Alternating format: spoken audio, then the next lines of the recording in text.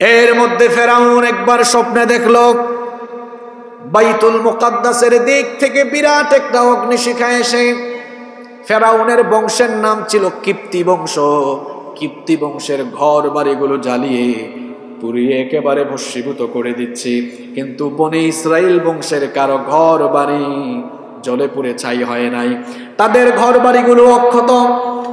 এই স্বপ্ন দেখার পরে সে বড় দুশ্চিন্তায় পড়ে গেল। সে তার রাজ্যের স্বপ্ন বিশারদদেরকে আহ্বান করলো, আহ্বান করে বলল, আমি যে স্বপ্ন দেখেছি এই স্বপ্নের তাবির ব্যাখ্যা আমাকে জানিয়ে দাও। জ্যোতিষীরা বলল, আপনি যে স্বপ্ন দেখেছেন এর ব্যাখ্যা হলো অতি শীঘ্রই বনি ইসরাইল থেকে এমন একটি শিশু জন্ম নিবে, যেই শিশুর মাধ্যমে ফেরাউনি সাম্রাজ্যের পতন হবে। এই কথা শোনার পরে ফেরাউনের টেনশন বাড়লো না কমলো? আসতে বলবেন না, জুড়ে বলেন, বাড়লো না কমলো? দুশ্চিন্তা বেড়ে গেল, টেনশন বেড়ে গেল। মন্ত্রী পরিষদের সভা আহ্বান করলো। মন্ত্রী পরিষদের সভা আহ্বান করে সবার কাছে সিদ্ধান্ত চাইল।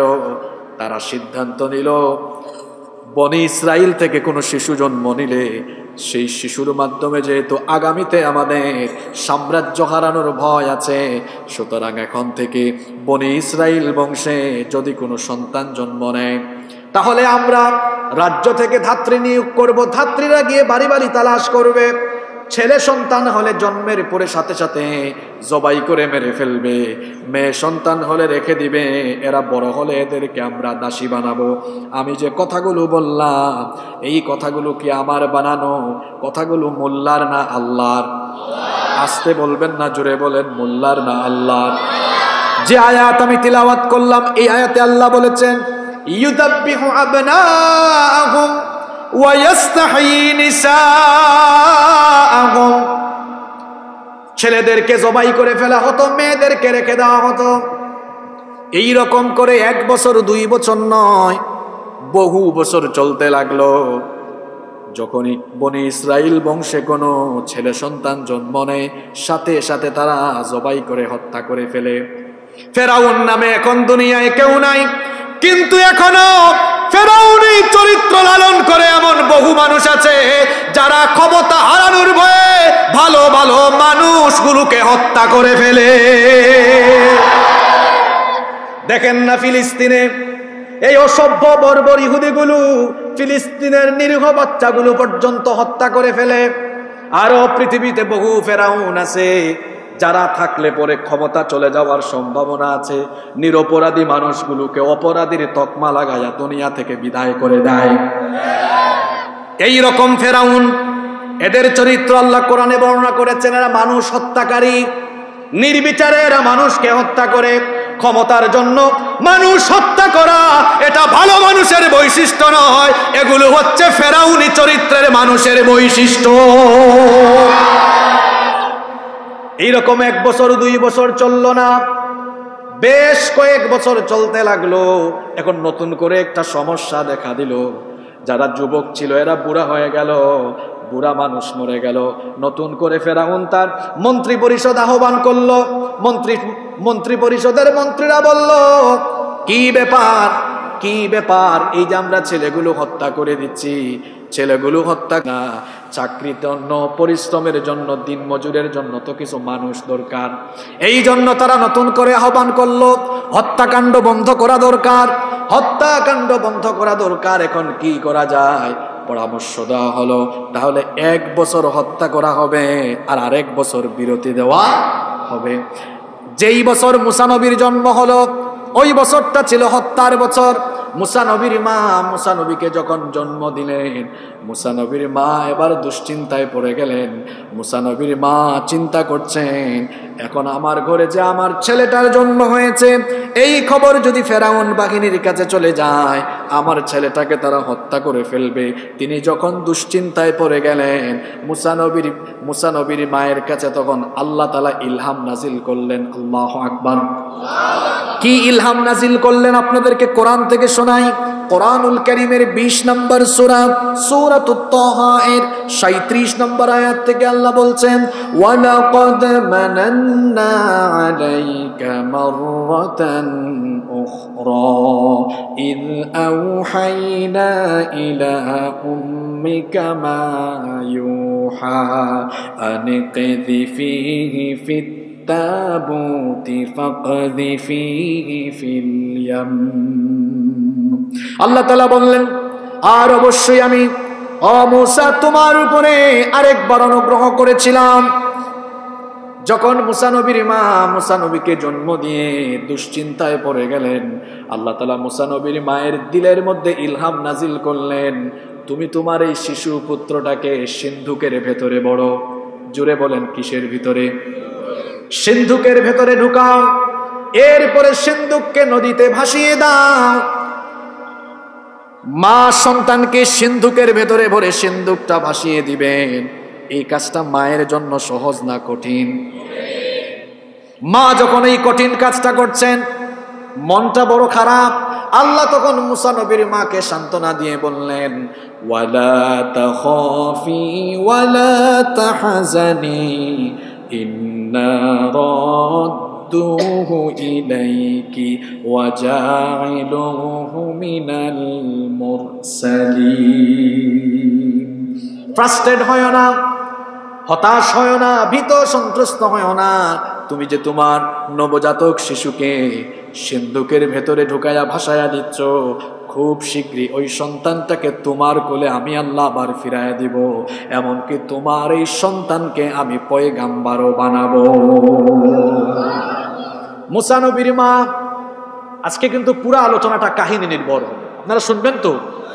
এমন কাহিনী বলবো, কাহিনী যখন শুনবেন মনে হবে যেন বর্তমান জামানার ফেরাউনি চিত্র দেখে আল্লাহ এগুলো আমাদেরকে জানাচ্ছে। মনোযোগ থাকবে তো? মূসা নবীর মা এবার ছোট্ট শিশু, ছোট্ট মূসা নবীকে, শিশু মূসাকে সিন্ধুকের ভেতরে ভরে নীল নদের মধ্যে ভাসিয়ে দিলেন। আর তিনি তার মেয়েকে বললেন, অর্থাৎ মূসা নবীর বোনকে বললেন, তুমি নদীর পারে হাঁটো, নদীর তীরে হাঁটতে থাকো, দেখো তীরে হেঁটে হেঁটে দেখো সিন্ধুকটা কোন পর্যন্ত যায়, কোথায় যায় খেয়াল রাখো। সিন্ধুক ভাসিয়ে দেওয়া হলো। মূসা নবীর বোন নদীর তীরে হাঁটছেন আর সিন্ধুকের দিকে খেয়াল করছেন। সিন্ধুক নদীর স্রোতে যেতে যেতে যেতে যেতে ফেরাউনের ঘাটে গিয়ে ভিড়ল। ফেরাউনের ঘাটে যখন ভিড়ল, দাসীরা তখন সিন্ধুকটা তুলল। ফেরাউনের স্ত্রী ছিলেন পুণ্যবতী। ফেরাউনের স্ত্রী আসিয়া সিন্ধুকটা খুলে দেখলেন, খুব সুন্দর ছোট্ট ফুটফুটে একটা বাচ্চা, নবীদেরকে সুন্দর চেহারা দিয়ে, মায়া ভরা চেহারা দিয়ে যিনি পাঠিয়েছেন তিনি কে? ছোট্ট মূসাকে দেখে আসিয়া তার মন প্রফুল্লিত হয়ে গেল, কারণ আসিয়া নিঃসন্তান ছিলেন, তার কোনো সন্তান ছিল না। এর মধ্যে ফেরাউন চলে আসলো। ফেরাউন এসে বলল, কি ব্যাপার আসিয়া, এই শিশু বাচ্চা কোথায় পেলে? আসিয়া তখন বললেন, আমাদের ঘাটে সিন্ধুকের ভেতরে পেয়েছি। ফেরাউন তখন বলল, এটা বনি ইসরাইল বংশের কোন শিশু হতে পারে, দাও এটাকে হত্যা করে ফেলি, নইলে আমার স্বপ্ন এর মাধ্যমেই বাস্তবায়ন হয়ে এর মাধ্যমেই আমার সাম্রাজ্য শেষ হয়ে যেতে পারে। তখন আসিয়া বললেন, ও ফেরাউন, এই শিশুটাকে তোমার দুশমন ভেবো না। ফেরাউনের স্ত্রী আসিয়া তখন কি বললেন শোনেন, ওয়াকালাত ইমরাআতু ফিরআউনা কুররাতু আইনিন লি ওয়ালাক লা তাকতুলুহু আসা আন ইয়ানফা'না আও নাত্তাখিযাহু ওয়ালাদান ওয়া হুম লা ইয়াশউরুন। ফেরাউনের স্ত্রী তখন বললেন, আসিয়া বললেন, ফেরাউন শোনেন, এই শিশুটাকে হত্যা করবেন না। দেখেন না চক্ষু শীতল করে দেওয়ার মতো সুন্দর চেহারা, কুররাতু আইনুল্লি ওয়ালাক, এটা তোমার আমার উভয়ের জন্য চক্ষু শীতলকারী হতে পারে। আসা আইয়ানফা'না, এই সন্তান আমাদের উপকারে আসতে পারে। অথবা আও নাত্তাখিদাহু ওয়ালাদা, আমাদের সন্তান নাই, এটা কি আমরা সন্তান হিসাবে গ্রহণ করব? লা তাকতুলুহু, এটাকে হত্যা করো না। ফেরাউনের মন দিল এবার নরম হয়ে গেল, বলল ঠিক আছে আসিয়া, এটাকে আমার ঘরেই রেখে দাও, আমরা এটাকে লালন পালন করব। যে ফেরাউন চেয়েছিল মুসাকে হত্যা করবে, মুসার জন্মরূপ ঠেকাবে, আল্লাহ তাআলা দেখেন কি করলেন, মুসাকে পাঠায়া একেবারে ফেরাউনের ঘরে আল্লাহ ঢুকায়া দিলে। পৃথিবীর বুকা অনেক ফেরাউনরা জানে না যে তাদের আশেপাশের লোকেরাই তাদের জন্য একটা সময় হুমকির কারণ হয়ে যায়। ছোট্ট বাচ্চা তো ভাত খেতে পারবে না, মাংস খেতে পারবে না, মাছ খেতে পারবে না।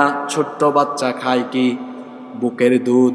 এবার এই বাচ্চাকে বুকের দুধ পান করানোর জন্য বিভিন্ন এলাকা থেকে অনেক ধাত্রী আনা হলো, কিন্তু একটা সমস্যা দেখা দিল, এই শিশুটি কোনো ধাত্রীর স্তনের মধ্যে মুখ লাগায় না। আল্লাহ বলেছেন ওয়াহাররামনা আলাইহিল মারাদিআ মিন ক্বাবল, কারণ অন্যান্য কোন মহিলার স্তনের মধ্যে মুখ লাগানো আল্লাহ মুসা নবীর জন্য হারাম করে দিয়েছেন। আল্লাহু আকবার। ওইদিকে মুসা নবীর মন নজর রাখতে ফেরাউনের প্রাসাদের ভেতরে ঢুকে গেল।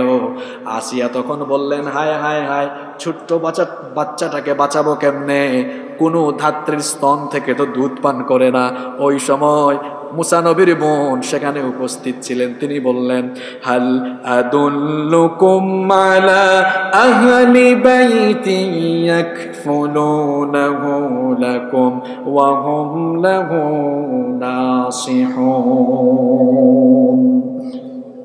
সে বলল আমি আপনাদেরকে এমন একটা পরিবারের সন্ধান দিব যেই পরিবার এই বাচ্চার দেখাশোনা করতে পারবে। তখন আসিয়া বললেন কোন পরিবার, যাও নিয়ে আসো। তখন মুসা নবীর বোন খুশি মনে বাড়িতে গেলেন, তার মাকে হাজির করলেন। মা এসে পরিচয় দিলেন না। মুসা নবীর মা এসে যখন শিশু মুসা নবীকে কুলে নিলেন, যখনই কুলে নিলেন দুধ খাওয়ানোর চেষ্টা করলেন, দেখা গেল সঙ্গে সঙ্গে মুসা নবী তার মায়ের স্তনের মধ্যে মুখ লাগিয়ে দুধ পান আরম্ভ করে দিলেন। ওই যে আল্লাহ ওয়াদা করেছিলেন, মনে আছে ওয়াদার কথা? মুসা নবীর মাকে বলেছিলেন চিন্তা করো না, শীঘ্রই আবার তোমার শিশুকে তোমার কুলে ফিরাইয়া দিব। কেমনে আল্লাহ ওয়াদা রাখলেন শোনেন। যখন মুসা নবীর মা মুসা নবীকে দুধ পান করালেন, ফেরাউন আর আসিয়া বললেন এই তো পেয়ে গিয়েছি, শুনো মহিলা, তুমি আর বাড়ি যাওয়ার দরকার নাই, আমার রাজপ্রাসাদে তুমি থাকবা, আমার রাজপ্রাসাদে থাকবা, আর এই সন্তানকে দেখাশোনা করবা, দুধ পান করাবা, আর আমার রাজ্য থেকে, আমার গভর্নমেন্ট থেকে তোমাকে এর জন্য মোটা অঙ্কের একটা স্যালারিও দেওয়া হবে। শুনেন শুনেন আল্লাহর কৌশল দেখেন। যে ফেরাউনের, যে মুসার ভয়ে ফেরাউন এত পাগল হয়ে গিয়েছিল, ওই মুসা কার ঘরে? কথা কন না কেন? শুধু ফেরাউনের ঘরে তাই না, মুসা নবীর মা এবার ফেরাউনের কি পায়? কথা বলেন না কেন? আর যে মুসার ভয়ে ফেরাউন দিশেহারা, এই মুসা নবী এবার সাধারণ পরিবারে বড় হয়ে উঠছেন না, সেই মুসা নবী এবার ফেরাউনের সাম্রাজ্যে, ফেরাউনের প্রাসাদে শাহজাদার মতো বেড়ে উঠছেন। আল্লাহু আকবার। মুসা নবী ধীরে ধীরে ধীরে ধীরে বড় হয়ে গেলেন। যুবক যখন হয়ে গেলেন, আল্লাহ তাআলা বললেন আমার মূসা যখন যুবক হয়ে গেলেন, ওয়ালাম্মা বালাগা আশুদ্দাহু ওয়াস্তাওয়া আতাইনাহু হুকমান ওয়া ইলমা। মূসা যখন যৌবনে পদার্পণ করলেন, তখন আল্লাহ তাআলা মূসা নবীকে হিকমত দিলেন, প্রজ্ঞা দিলেন, জ্ঞান দিলেন। মূসা নবী একদিন শহর থেকে বের হলেন, শুনতেছেন তো? শহর থেকে একদিন বের হলেন, মূসা নবী লক্ষ্য করলেন দুইজন লোক ঝগড়া করছে। কয়জন? একজন হচ্ছে বনি ইসরাইল বংশের, আর আরেকজন ফেরাউনের কিপ্তি বংশের। দুইজন মারামারি করছে। দুপুর বেলায় মূসা নবী শহরে বের হলেন। এই ঘটনাটা সূরা কাসাসের ভেতরে এসেছে, শোনেন। মূসা নবীর কাছে নির্যাতিত লোকটি সাহায্য চাইল। মূসা নবীর কাছে গিয়ে দেখলেন নির্যাতিত ব্যক্তিটি হচ্ছে বনি ইসরাইল, অর্থাৎ মূসা নবীর বংশের। যখন নির্যাতিত ব্যক্তি সাহায্য চাইল, তিনি সাহায্যের জন্য এগিয়ে গেলেন, দুইজনের ঝগড়াটা মীমাংসা করে দিতে চাইলেন। কিন্তু ফেরাউনের বংশের লোক ভাবলো আমার দল তো ক্ষমতায়। দেখবেন অনেক মানুষ আছে যখন ঊর্ধ্বতনে কেউ ক্ষমতায় থাকে তখন খুব হেডাম দেখায়। তো এই লোকটাও হেডাম দেখাচ্ছে, কারণ আমার ফেরাউন ক্ষমতায়। সে তখন অন্যায় করেও যখন খুব বেশি হম্বি করছিল, মুসা নবীর রাগ কম না বেশি? মুসা নবীর উঠছে রাগ, মারছেন একটা ঘুষি, এক ঘুষিতেই দুনিয়া থেকে আউট। আল্লাহু আকবার। আচ্ছা, একটা ঘুষিতে যে মানুষ মরতে পারে এটা বিশ্বাস হয় আপনাদের? বক্সিং হয় না পৃথিবীতে এখন? বক্সিং খেলা, তারপর আরেকটা কি আছে, রেসলিং না কি জানি কয়। বর্তমান বিজ্ঞানীরাও বলছেন মানুষের শরীরে এরকম 5-6টা সেন্সিটিভ স্থান আছে যেখানে ভালো করে ঘুষি মারলে মানুষ মারা। মুসা নবী দিছেন এক ঘুষি, আসলে ঘুষি দিয়েছিলেন ঝগড়া মিটাবার জন্য, মারার উদ্দেশ্যে দেন না। এই লোকটা জায়গায় শেষ। আল্লাহু আকবার। এই খবর চলে গেছে ফেরাউনের কানে। ফেরাউন যখন শুনল ফেরাউনের বংশের একজনকে হত্যা করা হয়েছে, তখন মন্ত্রী সবার সবাই বলল, কি ব্যাপার, আমাদের বংশের একজনকে হত্যা করা হয়েছে। আর ফেরাউন, মহামান্য ফেরাউন, আপনার ঘরেই লালিত পালিত মুসা, সে এই কামটা কেমনে করলো? ফেরাউন তখন বলল, আমার কাছে আমার বংশ বড়, আমার দল বড়, মুসাকে গ্রেফতার করো। সেই সভাসদে থাকা একজন মুসা নবীকে পছন্দ করতেন, তিনি দৌড়ায় এসে মুসা নবীকে সেই কথা বলেন। আল্লাহ কোরআনে বলেছেন, ওয়াজাআ রাজুলুম মিন আকসাল মাদিনাতি ইয়াসআ। ওই লোক দৌড়ে দৌড়ে আসলো মুসা নবীকে এসে বলল, মুসা তুমি পালাও, তোমাকে এখন ফেরাউনের সৈন্যবাহিনী গ্রেফতার করবে। মুসা নবী এই কথা শোনার পরে মিশর ছেড়ে এবার দৌড় আরম্ভ করলেন, পথ চলা আরম্ভ করলেন অজানা গন্তব্যে। যেতে যেতে যেতে যেতে যেতে যেতে মাদিয়ানে চলে গেলেন। অনেক ক্লান্ত শ্রান্ত দীর্ঘ পথ পাড়ি দিয়ে মাদিয়ানের একটা কুয়ার পাশে তিনি গিয়ে পিপাসার্ত অবস্থায় পানি পানের জন্য কুয়ার কাছে গেলেন। শুনতেছেন তো? মাদিয়ানের ওই কুয়ার পাশে যখন তিনি পানি পান করবেন, তিনি দেখলেন এই কুয়ার মধ্যে লাইন ধরে মানুষ দাঁড়ায় আছে আর তাদের পশুর পালকে পানি পান করাচ্ছে। দূরে তাকিয়ে দেখলেন 2টা মেয়ে পশুর পাল নিয়ে দাঁড়িয়ে আছে। কয়টা মেয়ে? দেখলেন মেয়েগুলা একটু নার্ভাস ফিল করছে। ওই 2টা মেয়ের কাছে তিনি গেলেন, বললেন, তোমরা এখানে দাঁড়িয়ে আছো কেন? ওই মেয়ে 2টা তখন বলল যে আমরা আমাদের পশুর পাল নিয়ে এখানে দাঁড়িয়ে আছি, এই লোকেরা তাদের পশুর পালকে পানি পান করানোর পরে আমরা আমাদের পশুর পালকে পানি পান করাবো, দাঁড়ায় আছি। আমরা মহিলা মানুষ তো এই ভিড়ের জন্য যাচ্ছি না। মুসা নবী বললেন, তোমরা দাঁড়াও, আমি তোমাদের পশুর পালকে পানি পান করাই দিচ্ছি। সুবহানাল্লাহ। মুসা নবী পশুর পালকে পানি পান করাই দিলেন। 2 মেয়ে তাদের পশুর পাল নিয়ে বাড়ি চলে গেল। এই 2 মেয়ের বাবার নাম ছিল শুআইব আলাইহিস সালাম, নবীর মেয়ে। কার মেয়ে?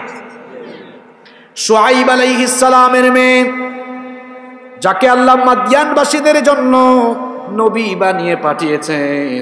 শুআইব আলাইহিস সালাম, শুআইব আলাইহিস সালামের মেয়েরা যখন তাড়াতাড়ি বাড়িতে ফিরে আসলো, শুআইব আলাইহিস সালাম মেয়েদেরকে জিজ্ঞেস করলেন, কি ব্যাপার মেয়েরা, তোমরা তো প্রত্যেক দিন দেরি করে লেট করে বাড়িতে আসো, আজকে তো তাড়াতাড়ি বাড়িতে কেমনে আসলে? মেয়েরা তখন বলল, আব্বা জান, আজকে এক শক্তিশালী যুবক আমাদের পশুর পালগুলোকে পানি পান করিয়ে দিয়েছে, এই জন্য আমরা তাড়াতাড়ি বাড়ি চলে এসেছি। শুআইব আলাইহিস সালাম তখন বললেন, যে তোমাদের পশুর পালকে পানি পান করিয়েছে তাকে তোমরা আমার কাছে ডেকে নিয়ে আসো, আমি তাকে পুরস্কৃত করব। এবার তারা আবার বেরিয়ে পড়লেন।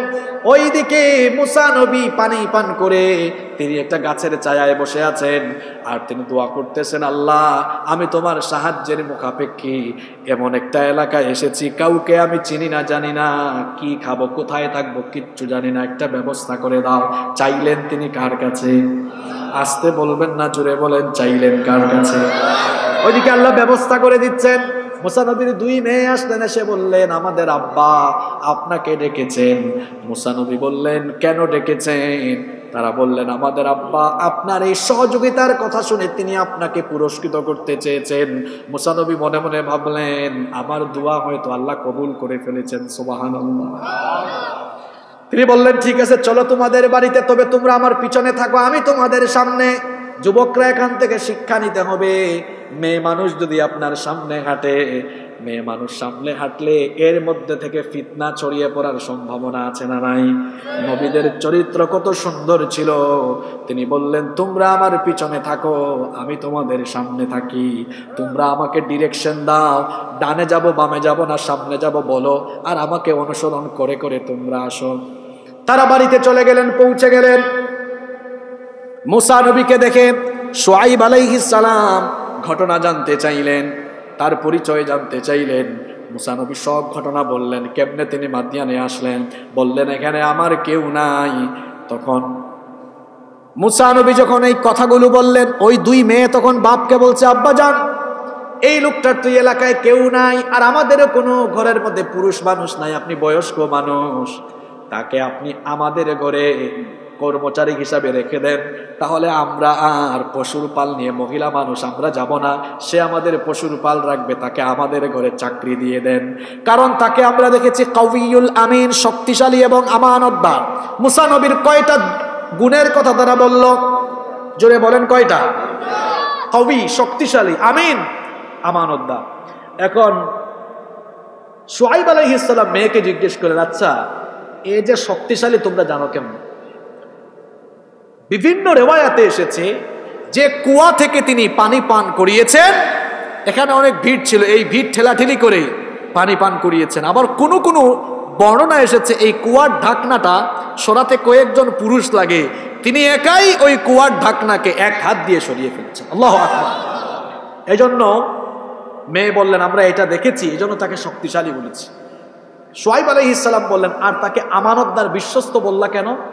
তখন মেয়েরা বললেন, যখন আমরা তাকে আনতে গিয়েছিলাম তখন সে আমাদের সামনে হেঁটেছে, আমাদের পিছনে হাঁটে না, এখান থেকে বুঝেছি সে আমানতদার। শুআইব আলাইহিস সালাম এটা শুনে বললেন, তাহলে এত ভালো ছেলেকে আমি কর্মচারী হিসেবে রাখবো কেন? সরাসরি তিনি তার মেয়ের জন্য মুসা নবীর কাছে বিবাহের প্রস্তাব দিলেন। আসলে সুন্নতি রীতিনীতি হলো প্রস্তাব আসবে, এখানে আলেমরা বসে আছেন, বিবাহের প্রস্তাব আসবে কার থেকে? মেয়ে পক্ষ থেকে। আমার নবী বিবাহ করেছেন, প্রস্তাব দিয়েছেন নবীজি না খাদিজা? কথা বলছেন না কেন আপনারা? খাদিজা প্রস্তাব দিয়েছেন। মুসা নবী বিয়ে হয়েছে, প্রস্তাব দিয়েছেন কে?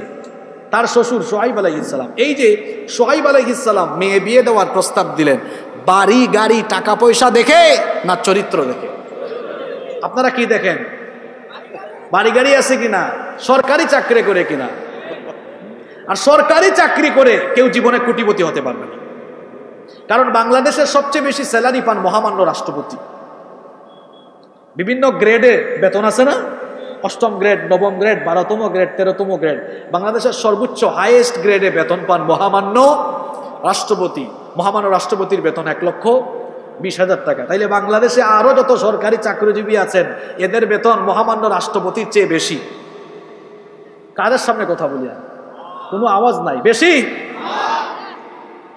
অনেক সরকারি চাকরিজীবী বাপরে বাপ, হাতের মধ্যে 2-3টা আইফোন, হাতের মধ্যে অ্যাপল ওয়াচ, তার 4-5 মাসের বেতন একত্রিত করে আইফোন কেনা যাবে না, এত টাকা তো বেতন না। অল্প পয়সায় চাকরি করে বাড়ি গাড়ি সব বানিয়ে ফেলেছে, নিশ্চয়ই তার ইনকামের ভেতরে 2 নম্বরই হারাম রয়েছে। ওটা ঘুষখোর, দুর্নীতিবাজ, তাতে কোনো সন্দেহ নাই। আমি স্পষ্টবাদী মানুষ, যেটা বলি স্পষ্ট করে বলি, নইলে তুমি এত কম পয়সা বেতন পেয়ে, আমি অনেক সরকারি চাকরিজীবীকে দেখেছি ফুটানি, বাপরে বাপ, তার হাতের মধ্যে 2-3টা আইফোন নিয়ে ঘুরে। নিঃসন্দেহে ঘুষখোর, ঘুষের টাকা খাইয়া এক ফাইল এক টেবিল থেকে আরেক টেবিলে পাঠায়। মেয়ে বিয়ে দেওয়ার সময় বলবেন, বাবা তুমি হারাম পথে উপার্জন করো না, হালাল পথে উপার্জন করো, সেটা বল। আর মেয়ে বিয়ে দেওয়ার সময় এত পয়সা করেন কেন? আপনার বয়স যখন 25-26 বছর ছিল তখন কি আপনি কোটিপতি ছিলেন? যারা 25-26 বছরে যারা বলে আমার টাকা পয়সা আছে, ওইটা তার না, ওইটা তার বাপদাদার থেকে পাওয়া। বাপদাদার পরিচয়ে যারা চলে এরা গাধা, আর নিজের পরিচয়ে যারা চলে এরা শাহজাদা। আপনার মেয়েকে গাধার কাছে না, শাহজাদার কাছে বিয়ে দেন। যেই ছেলে অল্প পয়সা ইনকাম করে, নিজের পরিচয় আছে, নিজস্ব পরিচয়ে চলে, ওইটা হলো আসল ছেলে। আবার বিবাহের মধ্যে যৌতুক, যৌতুক অবশ্য আমাদের এলাকায় নাই, এখানে আছে? এটা খুব জায়েজ, তাই না? এই হচ্ছে অবস্থা আমাদের বিবাহ শাদীর। আল্লাহ এর থেকে আমাদেরকে হেফাজত করেন। ঘটনা কোন জায়গায় ছিলাম মনে আছে? শুআয়ব আলাইহিস সালাম বললেন, কর্মচারী হিসাবে না, আপনি আমার এই 2 মেয়ে থেকে যে কোনো একটা মেয়েকে বিয়ে করে ফেলেন। সুবহানাল্লাহ। বিয়েতে মোহরানা লাগে কিনা? মুসা নবীর মোহরানা দেওয়ার মতো কিচ্ছু আছে? এখন জামাই শ্বশুর চুক্তি করলেন। কি করলেন? চুক্তি করলেন। মোহরানা যেহেতু কিচ্ছু নাই, শ্বশুর প্রস্তাব দিলেন যে বাবা দেখো, তোমার যেহেতু কিচ্ছু নাই, তুমি আমার ঘরে 8 বছর চাকরি করো। কয় বছর? তবে তুমি যদি আরো 2 বছর বাড়ায়া 10 বছর পর্যন্ত করো, সেটা আরো অতি উত্তম। মুসা নবী মেনে নিলেন। এবার তিনি মাদিয়ানে এসে বিয়ে শাদী করে শ্বশুর বাড়িতে একটা চুক্তি করে ওই চুক্তিকে মোহরানা বানিয়ে মাদিয়ানে তিনি বসবাস করা আরম্ভ করলেন। সুবহানাল্লাহ। এবার আরম্ভ হচ্ছে মূল কাহিনী, মূল ঘটনা। মনোযোগ আছে তো আপনাদের? তিনি 10 বছরই থাকলেন। মেয়াদ এবার, জোরে বলেন, মেয়াদ শেষ। এখন তিনি মাদিয়ান ছেড়ে চলে যাবেন আবার তার নিজের এলাকায়। কোথায়? মিশর। কোথায়? এত বছর জামাই শ্বশুর বাড়ি থাকলেন। শ্বশুর এবার খুশি হয়ে যাওয়ার সময় জামাইকে 1 পাল দুম্বা হাদিয়া দিলেন। সুবহানাল্লাহ পড়বেন না? 1 পাল কি দিলেন? আর এই 10 বছরের ভিতরে মুসা নবীর 2টা সন্তানও হয়ে গেছে। কয়টা সন্তান? এবার স্ত্রী সন্তান নিয়ে তিনি মাদিয়ান থেকে রওনা করেছেন মিশরের উদ্দেশ্যে। যেতে যেতে যেতে যেতে মিশর সীমান্তের সিনাই পর্বতমালার তুর পাহাড়ে গেলেন। কোন কোন বর্ণনা এসেছে পথ হারিয়ে ফেলেছে, কোন কোন বর্ণনা এসেছেন অন্ধকার। ঠিক ওই সময় তার স্ত্রীর প্রসব বেদনা আরম্ভ হলো, সন্তান হবে। একটু আগুন দরকার, শীতের রাত, প্রচন্ড ঠান্ডা। পাথরের সাথে পাথর ঘষে আগুন ধরাবার চেষ্টা করলেন, কিন্তু আগুন ধরাতে পারলেন না। হঠাৎ করে মুসা নবী লক্ষ্য করলেন দূরে আগুন দেখা যায়। তিনি তার স্ত্রী সন্তান পরিবারকে বললেন, তোমরা এখানে আমার জন্য অপেক্ষা করো, আমি দূরে আগুন দেখতে পাচ্ছি, আমি গিয়ে সেখান থেকে তোমাদের জন্য আগুন সংগ্রহ করে নিয়ে আসি, দেখি আমি আগুন আনতে পারি কিনা, অথবা আমি কোনো রাস্তার সন্ধান পাই কিনা। যখন তিনি আগাতে লাগলেন, বিস্ময়কর ব্যাপার, মুসা নবী যতই আগান আগুন তত বেশি পিছনে যায়, তিনি যত আগান আগুন তত পিছনে যায়, যত সামনে যান আগুন তত পিছনে যায়। আল্লাহু আকবার। হঠাৎ করে দেখলেন একটা সবুজ গাছের ডালের উপরে আগুন জ্বলছে। বিস্ময়কর ব্যাপার, গাছের কোনো পাতা পুড়ছে না, গাছের পাতা সবুজ, পাতার উপরে আগুন জ্বলছে। এই বিষয়টা দেখে তিনি একেবারে হতভম্ব হয়ে গেলেন, অবাক হয়ে গেলেন। যখন তিনি আগুনের এই বিস্ময়কর ব্যাপার দেখে হতভম্ব হয়ে গেলেন, তখন হঠাৎ করে আওয়াজ চলে আসলো তার কানে। এই ঘটনা আল্লাহ কোরআনে কারিমে বলছেন, ফালাম্মা আতাহা নুদিয়া ইয়া মূসা ইন্নী আনা রাব্বুকা ফাখলা'না আলাইকা ইন্নাকা বিল ওয়াদিল মুকদ্দাসি তুওয়া। হঠাৎ করে মুসা নবীর কানে পাহাড়ের চতুর্দিক থেকে আওয়াজ আসলো, হে মুসা, তুমি যেখানে আগুন দেখছো এটা আগুন নয়, আমি তোমার রব তোমার সাথে কথা বলছি। ফাখলা'না আলাইক, তুমি তোমার জুতা খোলো, পা থেকে জুতা খোলো, কারণ হলো ইন্নাকা বিল ওয়াদিল মুকদ্দাসি তুওয়া, তুমি এক পবিত্র উপত্যকায় এসে হাজির হয়েছো। ওয়া আনা ইখতারতুকা ফাসতামি' লিমা ইউহা, আমি তোমাকে মনোনীত করলাম নবী হিসাবে, আমি তোমার কাছে ওহী নাজিল করলাম। ওই দিন প্রথমবার মুসা নবীর সাথে কথা বললেন কে? আমার নবী মেরাজে গিয়ে আল্লাহর সাথে কথা বলেছেন, আর মুসা নবীর সাথে আল্লাহ দুনিয়ায় থাকাকালীন কথা বলেছেন। এজন্য মুসা নবীকে বলা হয় কালিমুল্লাহ, ওয়া কাল্লামাল্লাহু মুসা তাকলিমা। মুসা নবীর সাথে আল্লাহ কথা বলেছেন। আল্লাহ তাআলা মুসা নবীকে নবুয়ত দিলেন, মুসা নবীকে নবী বানায় দিলেন। এরপরে তাওহীদ এবং ইবাদত সংক্রান্ত কিছু বিধান আল্লাহ মুসা নবীকে শোনালেন। এবার মুসা নবীকে নবুয়ত দিয়ে আল্লাহ তাআলা নবুয়তের প্রমাণ হিসাবে সেই পবিত্র উপত্যকায় মুসা নবীকে আল্লাহ সেখানে 2টা মুআজিজা দিয়েছেন। জোরে বলেন কয়টা? আস্তে বলবেন না, জোরে বলেন কয়টা? 2টা মুআজিজা দিলেন। তার মধ্যে একটা মুআজিজা হলো তার হাতের লাঠি। মুসা নবীর হাতে লাঠি ছিল। আল্লাহ বললেন ওয়ামা তিলকা বিয়ামিনিকা ইয়া মুসা, মুসা তোমার হাতে এটা কি?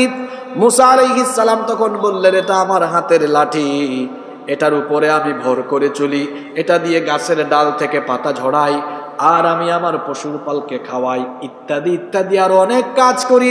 আল্লাহ তাআলা তখন বললেন মুসা এত বর্ণনা দেওয়া লাগবে না, তোমার হাতের থেকে লাঠিটা মাটিতে ফেলো। মাটিতে ফেলা মাত্র হাতের লাঠি আল্লাহর হুকুমে কি হয়ে গেল? তিনি ভয় পেয়ে গেলেন। আল্লাহ বললেন লা তাখাফ, ভয় পেও না, এটা আবার ধরো। তিনি যখন আবার এটা ধরলেন সঙ্গে সঙ্গে এটা আবার পূর্বের অবস্থায় ফিরে গেল। এটা হলো একটা মুআজিজা। আরেকটা মুআজিজা আল্লাহ দিলেন মুসা নবীকে। আল্লাহ বললেন তোমার হাত বগলের নিচে রাখো।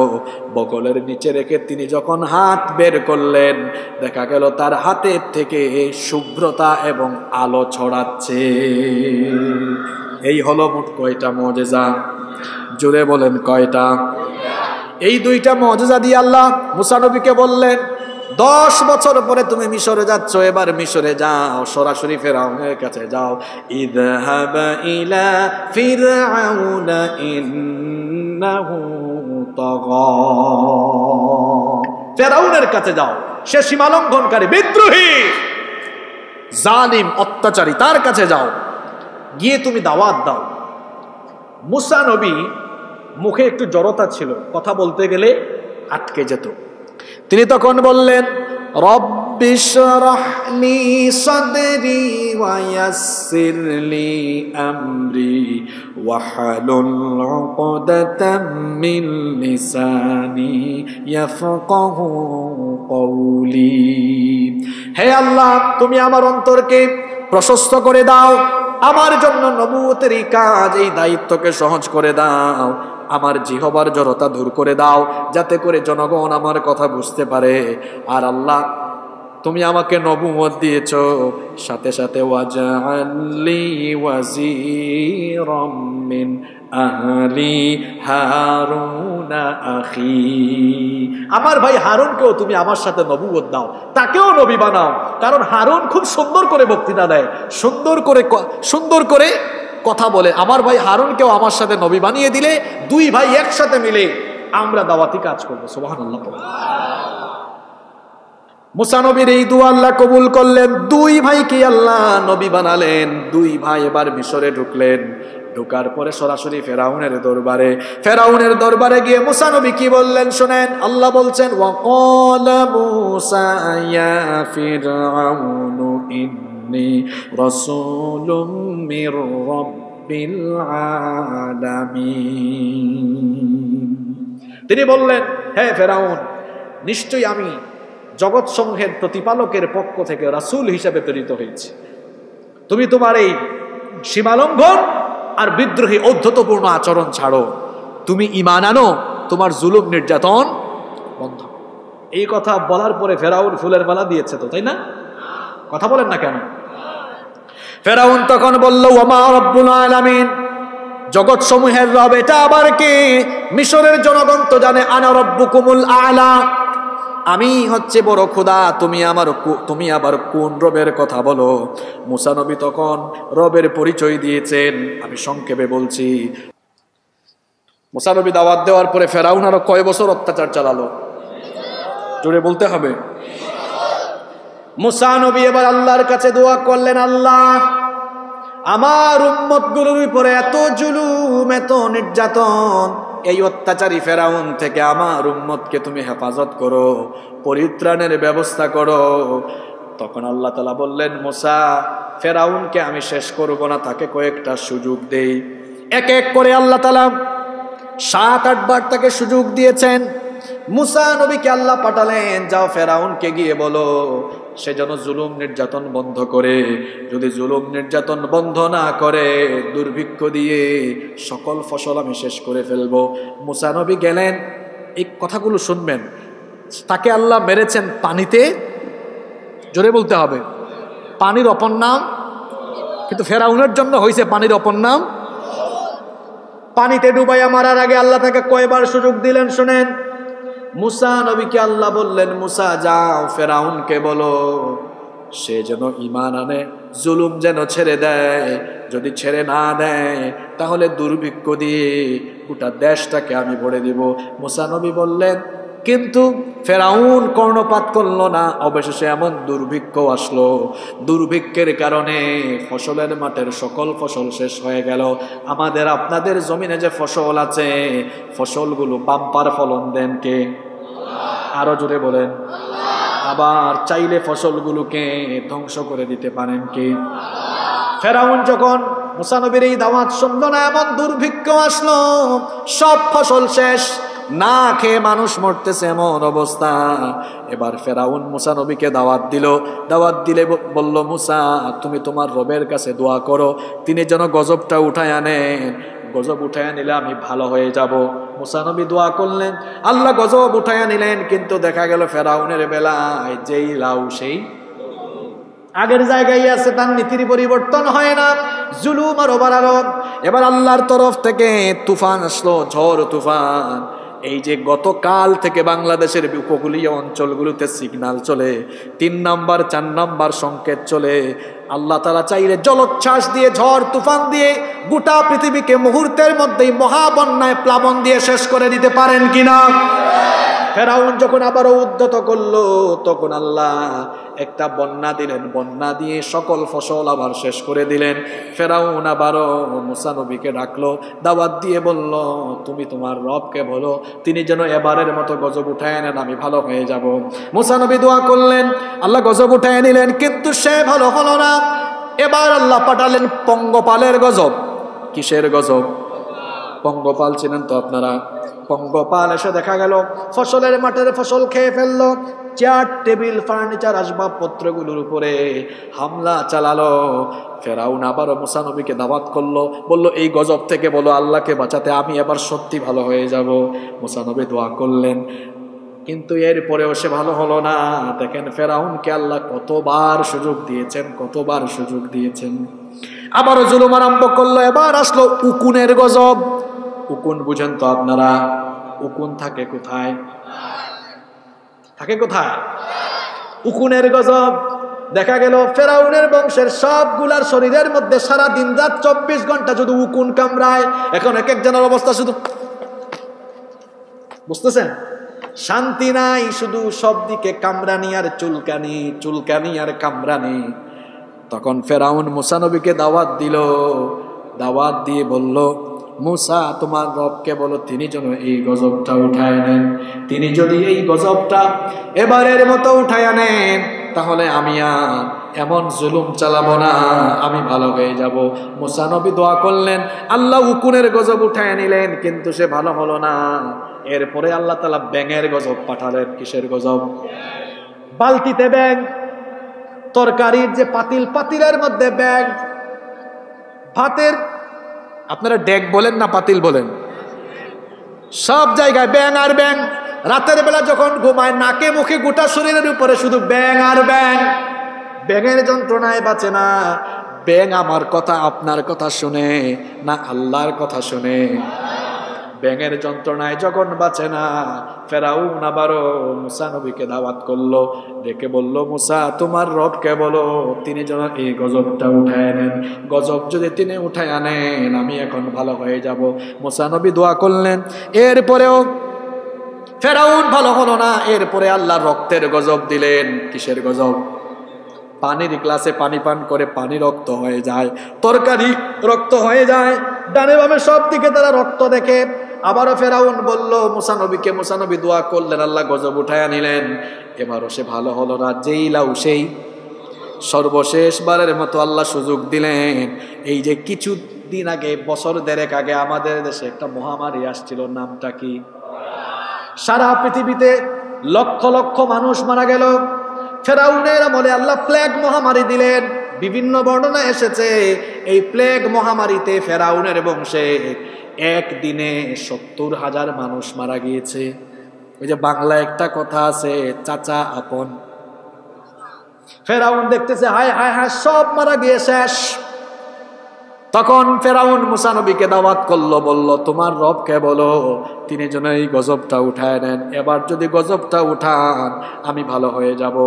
কিন্তু মুসা নবী দোয়া করার পরে দেখা গেল ফেরাউন এবারও ভালো হলো।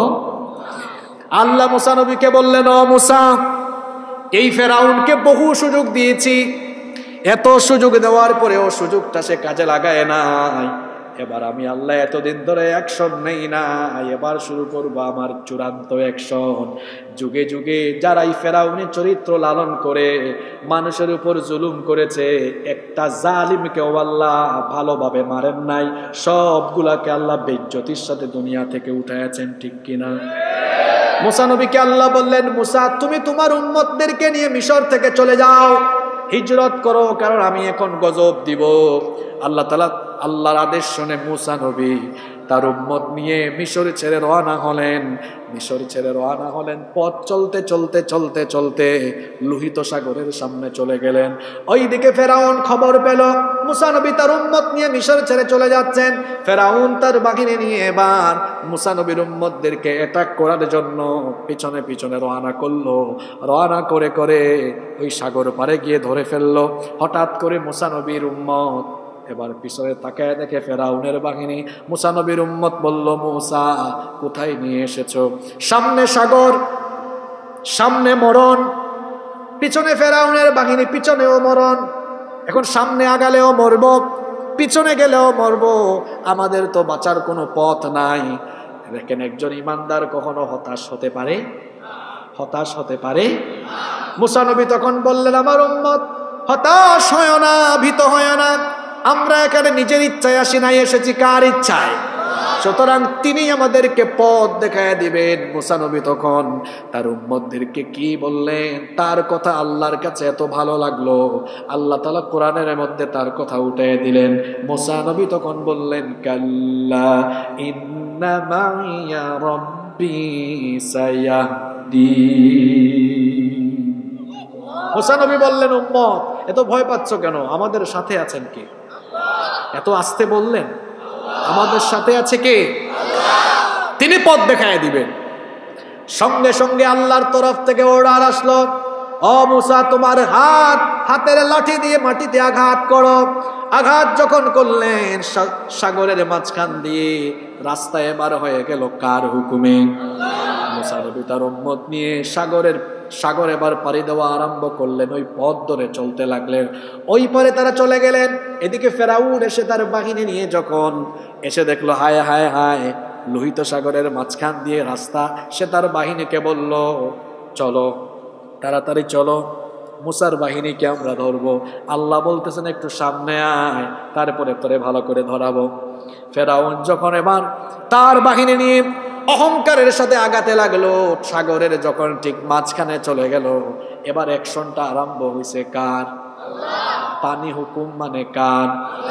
আল্লাহ বলছেন, হাত্তা ইযা আদরাকাহুল গরক ক্বালা আমানতু আন্নাহু লা ইলাহা ইল্লাল্লাযী আমানাত বিহি বানু ইসরাঈল ওয়া আনা মিনাল মুসলিমিন। ফেরাউন যখন ঠিক মাঝখানে চলে গেল, তখন যে পানি দুই ভাগ হয়ে রাস্তা হয়েছিল, সেই পানিকে আল্লাহ হুকুম করলেন, আবার আগের মতো হয়ে যাও। এবার ফেরাউন আর তার বাহিনীকে পানিতে নাকানি চুবানি খাওয়াচ্ছেন কে? জোরে বলতে হবে কে? ফেরাউন যখন ডুবে ডুবে মরে যাচ্ছে এই অবস্থা, তখন সে বলতেছে, আল্লাহ আমি তো ভালো হয়ে গেছি। কি হয়ে গেছি?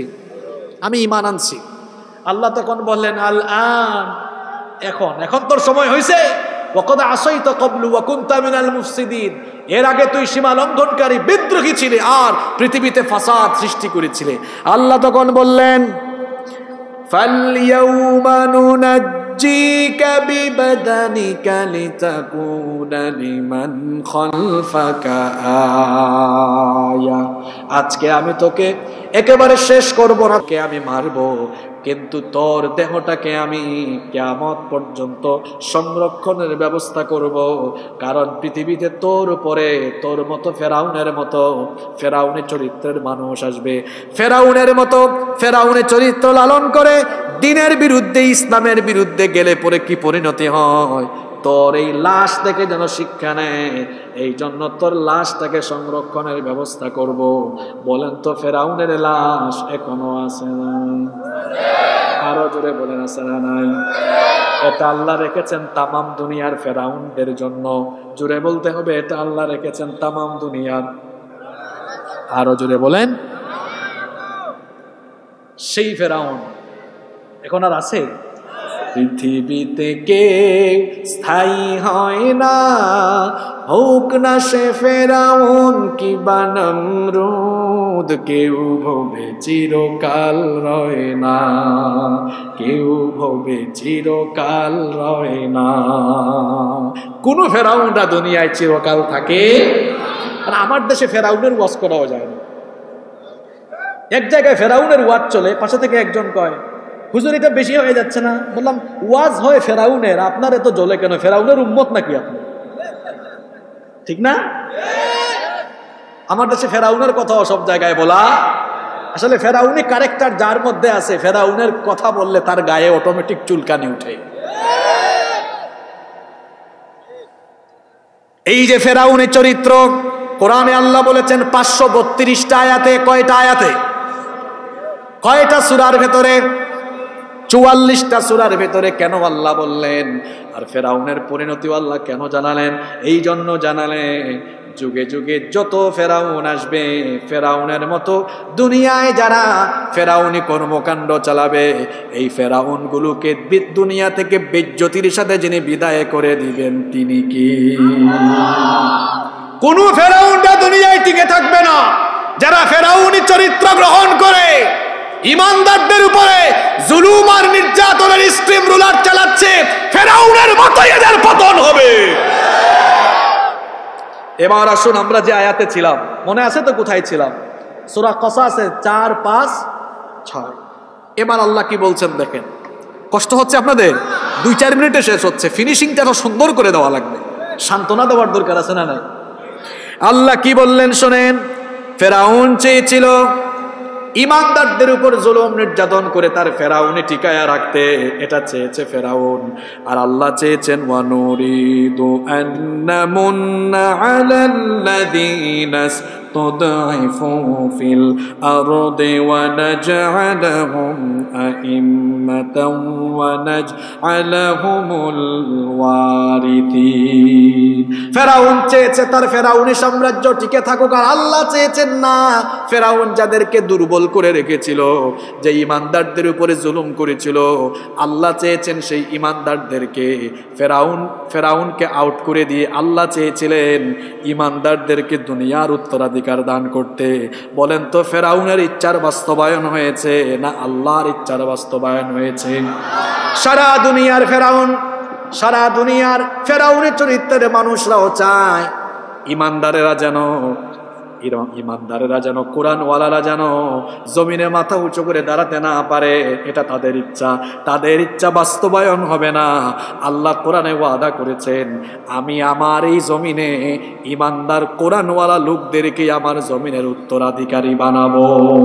ওয়ালা তাহিনু ওয়ালা তাহজানু ওয়া আনতুমুল আ'লাউনা ইন কুনতুম ভীত হয় না, সন্ত্রস্ত হয় না। শর্ত হলো ইমানের পথে থাকা। ইমানের পথে থাকলেই তোমাদেরকে এই জমিনের উত্তরাধিকার দিবেন কে? আজকের আলোচনার ভিতরে সব খোলাসা করে দিয়েছি। বলেছিলাম আল্লাহ চাইলে যে কোনো ফেরাউনকে এক থাপ্পড় দিয়ে শেষ করতে পারেন, কিন্তু আল্লাহ শেষ করেন না কেন? কয়টা কারণ বলেছিলাম? জোরে বলতে হবে কয়টা? 1 নাম্বার, আমার আপনার জন্য ফেরাউনদের সামনে আমরা আমাদের ইমানি জজবা দেখায় ইমানের উপরে টিকে থাকতে পারি, নাকি বেঈমান মুনাফিক হয়ে অথবা আমরা কি বেঈমান অথবা মুনাফিক হয়ে যাই কিনা এটা পরীক্ষার মাধ্যমে যাচাই করতে চান কে? ফেরাউনদেরকে আল্লাহ যেন সাথে সাথে শেষ করেন না। আর 2 নম্বর কারণ বলেছি, আল্লাহ সুযোগ দেন, সুযোগ দিয়ে যখন আল্লাহ এদেরকে শেষ করেন বেইজ্জতির সাথে শেষ করেন। এবার আসেন, আজকে যে 3টা আয়াত আমরা আলোচনা করলাম, এখান থেকে শিক্ষা কি? সবচেয়ে বড় শিক্ষা হলো ইমানের পথে থাকলে দুনিয়ায় সফল হওয়া যাবে, আখিরাতেও। এখন আপনারা বলছেন আমরা তো ইমানের পথেই আছি। ইমান এটা এমন না আমি মুখ দিয়ে বললাম আমি ইমানদার, এটা মুখ দিয়ে বলার বিষয় নয়। আপনি ইমানদার হিসাবে নিজেকে দাবি করতে হলে ইমানের পথে চলার জন্য গাইড বুক আছে। গাইড বুকের নাম কি? জোরে বলতে হবে, কোরআন। এই কোরআন অনুযায়ী আপনার জীবন চালাতে হবে। এটা প্রিন্টেড কোরআন, আর নবীজি ছিলেন প্র্যাকটিক্যাল কোরআন। সুবহানাল্লাহ, বাস্তব নমুনা। এখন শেষ একটা হাদিস দিয়ে শেষ করব আমি। 1500 বছর আগে নবীজি বলেছেন, ইয়াতি আলান নাসি জামান, কিয়ামতের আগে এমন এক জামানা আসবে, ইয়াকসুরুল কুররাউ ওয়া ইউকবাদুল ফুকাহা, সেই জামানায় কোরআনের তিলাওয়াতকারী বেশি হবে, কোরআন বুঝে এমন মানুষের সংখ্যা কম হবে। কথাটা বাস্তব না অবাস্তব? এখন মুখ দিয়া কথা বেরোয় না। এখানে যদি বলি কে কে কোরআন পড়তে জানেন, তিলাওয়াত করতে জানেন, বেশিরভাগ মানুষের হাত উঠবে। কিন্তু যদি বলি এই কোরআন তিলাওয়াত করলেই বুঝেন, কয়জন আছেন? 2-4-5টা হাত উঠবে না। শেষ জামানায় এই চিত্র হবে। মানুষ, ওই যে আমার সভাপতি বক্তব্য দিলেন, সভাপতি তো চলে গেছেন, এগুলা ঠিক না। হুজুরের আগে বক্তব্য দিলে আপনার দায়িত্ব হুজুরের বক্তব্যও শোনা। যেন আমি এক জায়গায় এরকম অতিথিদেরকে আটকাইছিলাম, যারা দেখছেন এই ভিডিওটা অনেকে দেখেছেন আপনারা, তাই না? একবার আমি এক মাহফিলে 1 ঘন্টা বসে বসে অনেক অতিথির আলোচনা শুনেছি। তারা একসময় উঠে যাচ্ছেন, আমি বললাম বসেন না কেন, আমি 1 ঘন্টা ধৈর্য ধরে আপনাদের ওয়াজ শুনলাম, আপনারা আমার ওয়াজ শুনবেন না? যাই হোক, ব্যস্ত মনে হয় চলে গিয়েছেন। তো যেটা বলছিলাম, ওই যে বলেছেন 200 কোটি মুসলমান, সংখ্যা বেশি। ইহুদির সংখ্যা তিনি বলেছেন 88 লক্ষ, এরকমই 82 লক্ষ 88 লক্ষ হবে, 1 কোটিও না। কিন্তু আমরা সংখ্যায় তাদের চেয়ে কম না বেশি? 199 গুণ বেশি। কত গুণ? জোরে বলেন না কেন? আমাদের শক্তি কমে গেল কেন? আমরা মৌখিক ইমানদার, জাতের ইমানদার না। এই কোরআন পড়লে আমরা বুঝি না বলেই আল্লাহর নবী বলেছেন শেষ জামানায় ওয়ালা ইয়াবকা মিনাল কুরআনি ইল্লা রাসমুহু, কোরআনের পাতায় লেখা থাকবে, কোরআনের কোনো আদর্শ সমাজে থাকবে না। এজন্য মুসলমান এই কোরআন যতটুকু তার সুবিধা ততটুকুতে মানে, কোরআন মসজিদে মানে, মাদ্রাসায় মানে। ব্যক্তি, পরিবার, সমাজ, রাষ্ট্রের কোনো জায়গায় কোরআন মানতে চায় না, কোরআনকে তার জীবনের সকল ক্ষেত্রে আদর্শ হিসাবে গ্রহণ করতে পারে না। এইরকম মুখ দিয়ে ইমানের দাবি করে জীবনের সকল ক্ষেত্রে কোরআন না মেনে কিছু ক্ষেত্রে মেনে আর বাদবাকি সকল ক্ষেত্রে কোরআনকে মাইনাস করে যে ইমানের দাবি করে হয়, এর নাম ইমান নয়, এর নাম টাটকা মুনাফিকি। বুঝলে বুঝপাতা, না বুঝলে তেজপাতা। শেষ কথা বলে দিয়ে গেলাম। আজকে আলোচনার মূল বিষয় হলো দুনিয়ায় সফল হবেন, আখিরাতেও সফল হবেন। ইমানের পরীক্ষায় উত্তীর্ণ হবেন, আখিরাতে নাজাত পাবেন ইমানের পথে থাকলে। আর ইমানের পথে চলার জন্য গাইড বুক, নির্দেশনা, ইনস্ট্রাকশন হলো এই কোরআন। স্লোগান দিলে হবে না, আল কোরআনের আলো ঘরে ঘরে জ্বালো। কিসের ঘরে ঘরে জ্বালো?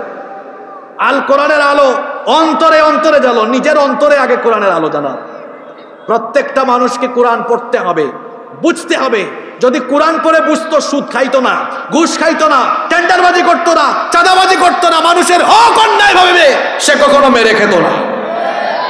কোরআন বুঝতে হবে। এই কোরআন শুধু এসেছে বছরে একবার তাফসীর মাহফিলের আয়োজন করার জন্য নয়, কোরআন এসেছে ঝাড়ফুঁক করার জন্য নয়। কোরআন এসেছে এই গোটা কোরআন পড়ে বুঝে কোরআনের রঙে আমার আপনার জীবনকে রাঙানোর জন্য কোরআন দিয়েছেন কে? আসুন এই কোরআন শুধু পড়লেই হবে না, আসুন এটা বুঝি, বুঝার চেষ্টা করি, কোরআন অনুযায়ী নিজেদেরকে গড়ি, কোরআনের আন্দোলনে সামিল হয়ে কোরআনের রাজ কায়েমের জন্য নিবেদিত প্রাণ হয়ে ঐক্যবদ্ধ হয়ে যায়। বলেছিলাম আজকে ডিভাইড এন্ড, ভুলে গেছে পাবলিক, আসলে এত তথ্য দিয়ে গেছি। ইসলাম বিরোধীরা মুসলমানদেরকে কি করে রেখেছে? আমার দেশে হুজুরদের দলাদলি কম না বেশি? এটাতে খালি হুজুরদের দোষ না তো, এইটাতে ফেরাউনি চরিত্রের হাতও আছে। কারণ হুজুরদেরকে এক করলেই মুশকিল, এক করলেই, আপনাদের কি মনে হয় আমাদের দেশের সব হুজুররা এক থাকলে কোন হুজুরের উপর নির্যাতন আছে এটা এত সোজা ছিল? কথা বলেন না কেন, এত সোজা ছিল? হ্যাঁ, সমস্যা আমাদের মধ্যে। এক হুজুরে ধরলে আরেক হুজুর গিয়া এটা আমাদের না, ফাটাই ফেলেন একদম। কি আছে না নাই? ওই যে ডিভাইড এন্ড, বেশি কিছু বলাও যাবে না, পরিবেশ ভালো না এখন, আবহাওয়া ভালো না, তো ডিভাইড এন্ড এতটুকু বলে গেলাম। বিভক্ত করো, শাসন করো, এটা কার নীতি? জোরে বলেন। বিভক্তিতে রাখতে পারলেই মুসলমানরা ঐক্যবদ্ধ হতে পারবে। এই যে আমার ভাই, আমি এসে শুনেছি আলোচনা করেছেন ফিলিস্তিন ইস্যু নিয়ে, 57টা মুসলিম দেশ ফিলিস্তিন ইস্যুতে একমত হতে পেরেছে। কথা কন না কেন আপনারা? Divide and rules. কাউকে কাউকে মদদ দেয় পশ্চিম থেকে, কাউকে কাউকে দেয় পূর্ব থেকে, কাউকে কাউকে দেয় উত্তর আর দক্ষিণ থেকে। বুঝেন না আপনারা? দিয়ে দিয়ে বিভক্ত করে রাখে যাতে সবাই এক হতে না পারে। আপনাদের কি মনে হয়? আরে 57টা মুসলিম রাষ্ট্র তো এক হওয়া লাগে না, শুধু 2-4-5টা দেশ, আমি কয়েকটা দেশের নাম বলি, সৌদি আরব, কাতার, দুবাই, বাহরাইন, আরব আমিরাত, এরা ঐক্যবদ্ধ হয়ে যদি বলে আমেরিকা ফালাফালি করো, ইহুদিরা ফালাফালি করো, 1 লিটার তেলও পাবা না। যুদ্ধ করা লাগে? কথা বল না কেন? 1 লিটার বাদ, 1 ফুটা তেল দিব না। এদের বিমান উঠতে পারবে? এদের ফ্লাইট গুলো যেতে পারবে? যে যুদ্ধ বিমান দিয়ে আমার নিরীহ ফিলিস্তিনি ভাই বোনদের উপর নির্যাতন চালায়, পারবে? আমাদের আমিরুল মুমিনিনরা বলেন না কেন এগুলো? আমিরুল মুমিনিন মানে বুঝছেন? আমাদের খলিফারা বলতেছেন না কেন? ডিভাইড এন্ড, বিভক্ত করে রাখছে কে? ওদের দেশেই পশ্চিমাদের ঘাঁটি আছে না? যতদিন পর্যন্ত 200 কোটি মুসলমান একত্রিত হতে না পারবে, সারা দুনিয়াতে মুসলমানরা পশ্চিমাদের গোলামি করা লাগবে। তবে মুসলমানরা শীঘ্রই এক হবে, এই আমিরুল মুমিনিনদের নেতৃত্বে নয়। হাদিসে ফিতনার অধ্যায়গুলো পড়লে দেখা যায় ইমাম মাহদি আসার আলামত প্রকাশ হয়ে যাচ্ছে। ইমাম মাহদি আসার পরে 57-58টা মুসলিম দেশ থাকবে না, গোটা মুসলিম দেশগুলো হয়ে যাবে একটি রাষ্ট্রে, ইসলামী খেলাফতের অধীন। সুবহানাল্লাহ, আরো জোরে বলেন সুবহানাল্লাহ। মুসলমানরা এক হবে। আগামীর পৃথিবী পশ্চিমারা নয়, আগামীর পৃথিবী নির্যাতিত ফিলিস্তিনিরা শাসন করবে। এখন বলবেন হুজুর এটা কেমন কথা কইলেন আপনি, ফিলিস্তিনিরা শাসন করবেন? আসেন দলিল নেন। ইমাম মাহদি ইসলিহুল্লাহু ফি লাইলাতিন ওয়াহিদা, তাকে আল্লাহ এক রাতে গোটা দুনিয়ার খেলাফত দিবেন, এবং তার খেলাফতের হেডকোয়ার্টার, হেড অফিস হবে কোথায়? আমাদের দেশে যে যখন রাষ্ট্র পরিচালনা করেন, মূল অফিস কোথায়? যারা বলে না তারা মনে হয় কুড়িগ্রামে বানাই ফেলছে। কোথায়? ইমাম মাহদি দুনিয়া শাসন করবেন, তার খেলাফতের প্রধান অফিস কোথায়? আর ইহুদির বাচ্চারা বলতেছে ফিলিস্তিনটা কবর বানাই দিব। ইহুদি অসভ্যদেরকে বলতে চাই যে ইসরায়েলের ভূমি দখল করে জারজ রাষ্ট্র ইসরায়েলের জন্ম তোমরা দিয়েছো, এই ইসরায়েল তোমাদের কবরস্থানে পরিণত হবে। কারণ তেল আবিবের নিকটবর্তী বাবেলুদের মধ্যে দাজ্জালকে কতল করা হবে, কতল করবেন ঈসা ইবনে মারইয়াম। দাজ্জালের 70,000 বাহিনী থাকবে, সবগুলা ইহুদি, সবগুলা এই অসভ্য জারজ রাষ্ট্র ইসরায়েল, তাদের কবরস্থান হবে। আর যে ফিলিস্তিনিরা এখন কাঁদে, আল্লাহর নবী ফিলিস্তিনিদের ব্যাপারে 10টি ভবিষ্যৎবাণী করেছে, তাও সুবহানাল্লাহ কইতে ইচ্ছে করে না। আপনারা ভাবছেন হুজুর এরা তো পারবে কিনা? আপনার দুর্বল ঈমান নিয়ে আপনি থাকেন। নবীজি বলেছেন এই ফিলিস্তিন আগামী দুনিয়া শাসনের কেন্দ্রবিন্দু। যে আমেরিকা এখন মুরলগিরি দেখায়, মধ্যপ্রাচ্য বলেন, ইউরোপে বলেন, পূর্ব পশ্চিম সব দিকে তারা দেখবেন শুধু তাদের এই প্রতিনিধি ওই প্রতিনিধি পাড়ায়, সব জায়গায় তাদের মুরলগিরি। পৃথিবীর মানচিত্রে আমেরিকা বলে কোনো দেশ আর থাকবে না। আপনারা বলবেন হুজুর আপনারা ওয়াজের মাঠে কি আজগুবি আজগুবি কথা, এগুলো আজগুবি কথা নয়। এখানে আলেমদেরকে সাক্ষ্য রেখে বলছি, কিয়ামতের বড় আলামত 10টা। কয়টা? কিয়ামতের আলামত 2 প্রকার, আলামাতুস সুগরা ওয়া আলামাতুল কুবরা। ছোট আলামত, বড় আলামত। ছোট আলামত 100-র উপরে আছে, বড় আলামত হলো 10টা। এই 10টা আলামতকে নবীজি বলেছেন সুতার মালার মতো। সুতার মালা বুঝেন তো? সুতার মালা ছিঁড়ে গেলে দানা মুক্তাগুলো থাকবে না একটা একটা করে পড়ে যাবে। নবীজি বলেছেন বড় আলামতগুলো এভাবে একটা প্রকাশ হলে আরেকটা প্রকাশ হবে। আর কিয়ামতের বড় আলামতের 10টার মধ্যে 3টা হলো পৃথিবীর 3 দিকে 3টা ভূমি ধস হবে। 3টা কি হবে? সালাসাতু খুসুফুন ফিল আরদ। 3টা ভূমিধস হবে। কোথায় কোথায় হবে সেটাও নবীজি বলেছেন খাসফুন বিল মাশরিক, একটা হবে পৃথিবীর পূর্বে, ও খাসফুন বিল মাগরিব, আরেকটা হবে পৃথিবীর পূর্বে, ও খাসফুন বি জাজিরাতুল আরব, আরেকটা হবে জাজিরাতুল আরবে। আপনারা কুড়িগ্রামের মানুষ, শিক্ষিত মানুষ, বিশ্ব মানচিত্রে পৃথিবীর পশ্চিমে কোন দেশ? এটাও কইতে পারলেন না। পশ্চিমে কোন দেশ? আমেরিকা আর তার কিছু গোলাম, আরো কিছু দেশ আছে যারা এখন মুরলগিরি করে ফিলিস্তিনিদের বিরুদ্ধে কথা বলছে। নবীজি বলেছেন কিয়ামতের আগে খাসফুম বিল মাগরিব, পশ্চিমের কিছু দেশ মাটির তলায় ধসিয়ে দেওয়া হবে। এখন তারা যে মুরলগিরি দেখাচ্ছে, এই মুরলগিরি থাকবে না। আগামীর পৃথিবীতে নতুন মানচিত্র আসবে, সেই নতুন মানচিত্রে ফিলিস্তিন হবে দুনিয়া শাসনের কেন্দ্রবিন্দু, আর আমেরিকা বিশ্বের মানচিত্র থেকে হারিয়ে যাবে। সব কথাগুলো আজকের আলোচনায় বলে দিলাম। আগামীর দুনিয়াতে ফেরাউনি শাসন থাকবে না, আগামীর দুনিয়ায় থাকবে খেলাফতি শাসন ব্যবস্থা ইনশাআল্লাহ। আমাদের ইমাম, আমাদের নেতা হয়ে আসবেন ইমাম মাহদী আলাইহিস সালাম। আর সকল ইসলাম বিরোধী ইহুদি, মুশরিক, মুনাফিক তারা অপেক্ষা করছে তাদের নেতা দাজ্জালের জন্য। আমরা মাহদীর সৈনিক হয়ে থাকব। জি না বলে বলেন ইনশাআল্লাহ। ইমানের পথে চলতে হবে। কিসের পথে? ইমানের পথে চলতে হবে। ফেরাউনি নীতির সামনে কখনো মাথা নত করা যাবে না। ইমানদার যতদিন বাঁচবে সিংহের মতো গর্জন দিয়ে বাঁচবে। আল্লাহ আমাদেরকে ইমানের পথে চলার তৌফিক দান করেন।